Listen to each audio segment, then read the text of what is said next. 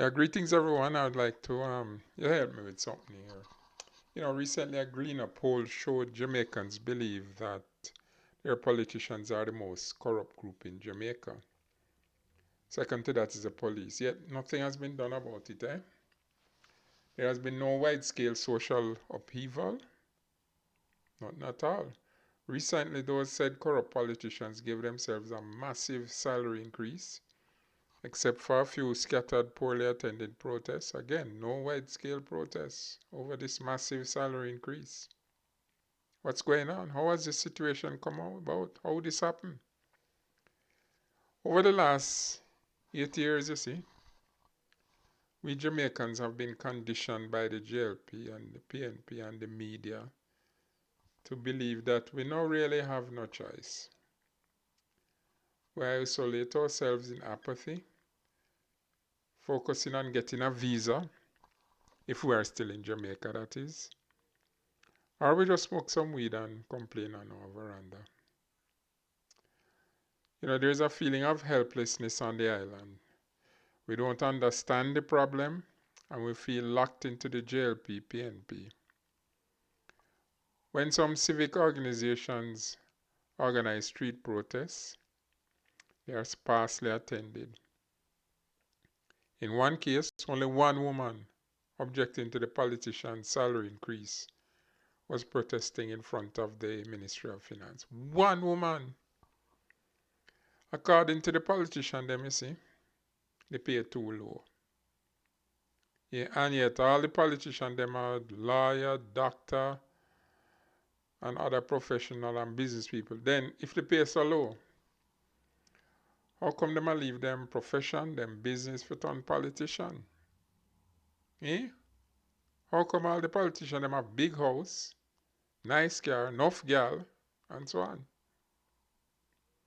According to the politician, them if we pay them more, them nah go bother thief, them nah go thief if we pay them this and more.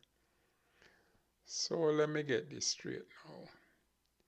If you pay a thief a good salary, then we stop thief. Them take we feed that. Someone once said, you see, you can't dry off if you remain in the shower.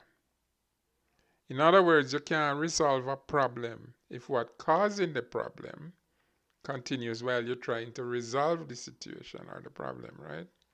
In other words, the problem with Jamaica are caused by the JLP and the PNP. So we have to get rid of them first before we can even begin to deal with Jamaica's problems.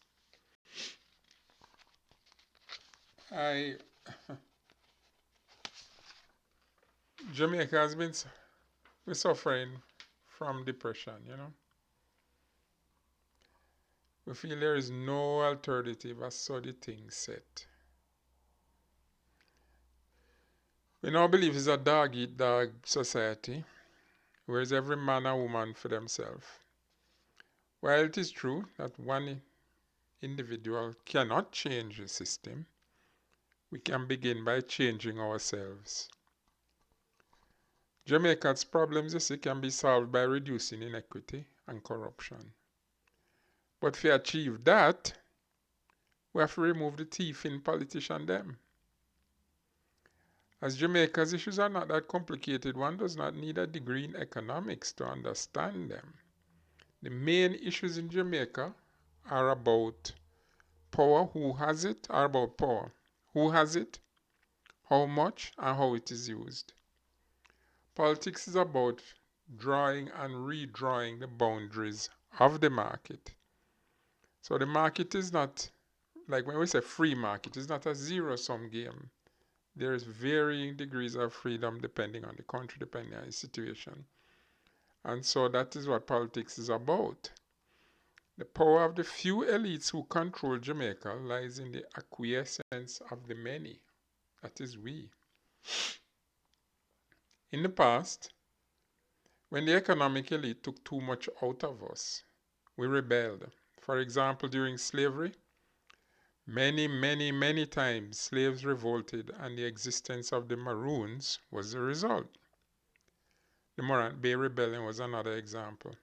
Jamaica's history is full of instances where the people have said no to the state. Jamaicans, once again, time come. Time come for say no. Time has come for Jamaicans to peacefully, I stress that, peacefully, rise up and say enough is enough, to say no to the state. It is time to confront these barbaric leaders we have, these barbaric political leaders who have trashed Jamaica. We in the diaspora can help you, but it is up to you Jamaicans in Jamaica to say no. If this is not done now, if we do not take back Jamaica from the barbaric leaders of the JLP and the PNP, we can look next door to Haiti to see what can happen to us eventually. For those of you who are religious, the phrase fear not or do not fear appears 365 times in the Bible, a reminder for each day of the year. This repetition emphasizes the importance of conquering fear and trusting in God's guidance. Despite this clear instruction, many Christians find themselves hesitant to speak the truth boldly in a world that often rejects it or ignores it. By embracing the assurance of God's presence and promises, we can overcome our fear and confidently share His word. All the organizations who are against the JLP PNP paradigm have different agendas. For example, the People's Anti-Corruption Movement is against corruption. The Advocates Network focuses human rights. The church's focus is on religion. The UIC is Jamaica's third registered political party, so their focus is politics.